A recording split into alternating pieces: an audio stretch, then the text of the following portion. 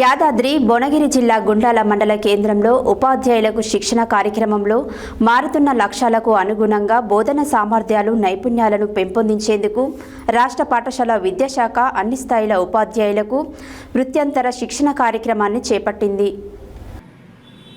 యాదాద్రి భువనగిరి జిల్లా గుండాల మండల కేంద్రంలో ఉపాధ్యాయులకు శిక్షణ కార్యక్రమంలో మారుతున్న లక్ష్యాలకు అనుగుణంగా బోధనా సామర్థ్యాలు నైపుణ్యతలను పెంపొందించేందుకు రాష్ట్ర పాఠశాలల విద్యాశాఖ అన్ని స్థాయిల ఉపాధ్యాయులకు వృత్యంతర శిక్షణ కార్యక్రమాన్ని చేపట్టింది.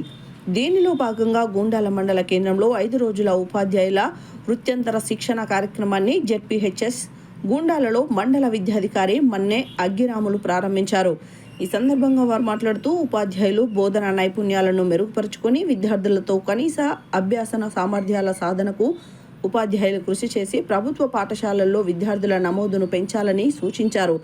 ఈ కార్యక్రమంలో మండల ఆర్పీలుగా Jampala Raju, Dara Srinivas, CH Yadagiri, E Naresh Kumar, K Srinivas, Y Sridhar, B Savitri, Matsagiri, Devaraboina Lingaiah, MRC సిబ్బంది తదితరులు పాల్గొన్నారు. పోస్ట్ టెస్ట్ రాస్తేనే మనం 5 డేస్ అటెండ్ అయ్యి పోస్ట్ టెస్ట్ కంప్లీట్ చేస్తేనే మనకు సర్టిఫికేట్ జనరేట్ అవుతుంది. కాబట్టి సర్టిఫికేట్ అనేది ఇక్కడ రాస్తే వచ్చేది కాదు, ఆన్లైన్ జనరేట్ అయ్యేది. కాబట్టి ఖచ్చితంగా మీ attendance very important, very important. మనం రకరకాల రీజన్స్ మనం చెప్పుకోవచ్చు.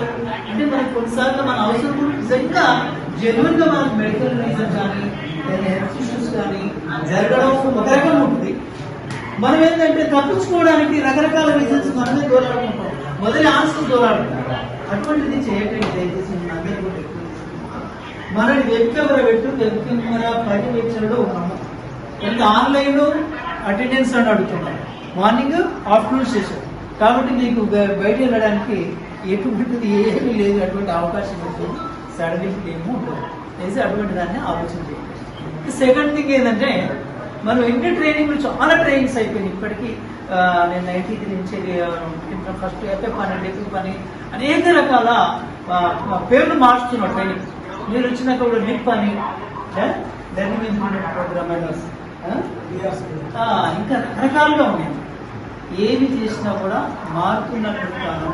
ప్రధానంగా మనకు వచ్చినటువంటి పెద్ద సమస్య ఏంటి అంటే మన గవర్నమెంట్ స్కూల్లో ఫెసిలిటీస్ పెంచి స్కావెంజర్స్ ఇచ్చింది, లేదా ఊడ్చడానికి అవి వెళ్ళడానికి ఫెసిలిటీస్ పెంచిన అన్ని జరిగినాయి. మంచి గ్రౌండ్ ఉంటుంది, విశాలమైన తరగతి గదులు ఉంటాయి, ఫ్యాన్స్ ఉంటాయి, ఎవ్రీథింగ్ ఉంటుంది.